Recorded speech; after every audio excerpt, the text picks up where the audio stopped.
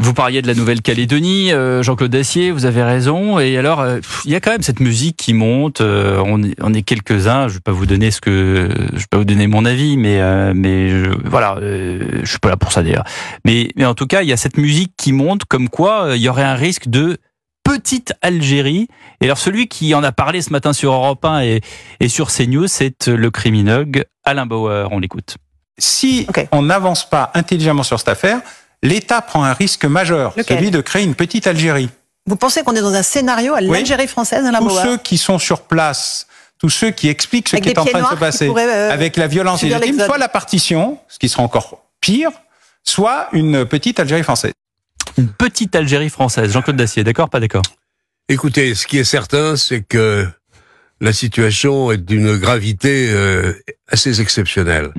On a reculé, 30 ans ou 35 ans en arrière. Alain Bauer le dit très bien.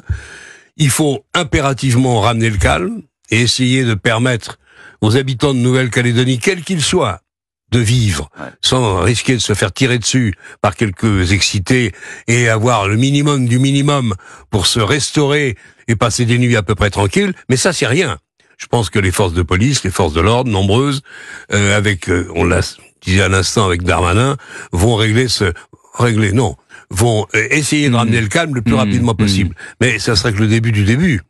Encore une fois, pour moi, les accords Rocard 88 et ce qui a suivi, c'est quasiment mort. Il faut inventer une nouvelle façon de vivre ensemble en Nouvelle-Calédonie. Mais vous y croyez, ça va pas être vivre facile. Ensemble en Calédonie ? Je sais pas, je suis jamais allé sur place. Bien sûr, on le souhaite tous. Je crois que c'est possible, mais au minimum, ce sera l'autonomie.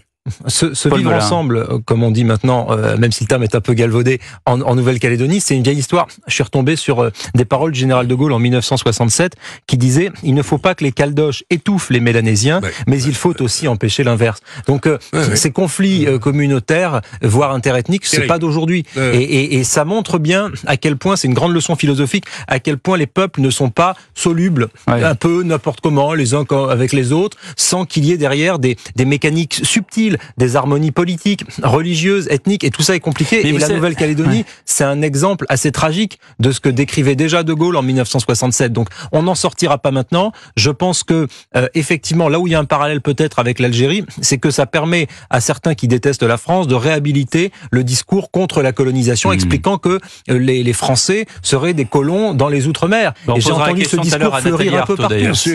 En plus, on peut y ajouter les ingérences étrangères, chers amis. Les ingérences étrangères qui jettent de l'huile sur le feu en ce moment. Bien sûr, la Chine, ce qui peut déstabiliser la France, les sert. Donc voilà, la France est quelque part, j'ai certains de nos compatriotes, on est devenu un espèce de pays cible. Donc il faut qu'on fasse attention. Il faut notamment faire attention à ce que l'on dit les uns et les autres.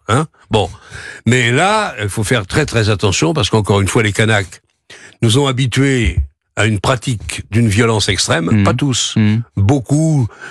Ils sont indépendantistes, probablement tous, mais il y a quand même une façon de faire chez certains qui est inacceptable. Et très soudaine et très rapide. Vous avez vu, en demi-journée, ils se sont saisis des 100 000 armes qu'il y a sur l'île. Incroyable. Et ils ont attaqué, et les témoignages le disent, que chez Pascal, Pro, les gens disent quand même incroyable, c'est des gens avec lesquels on buvait le café. Absolument. La veille.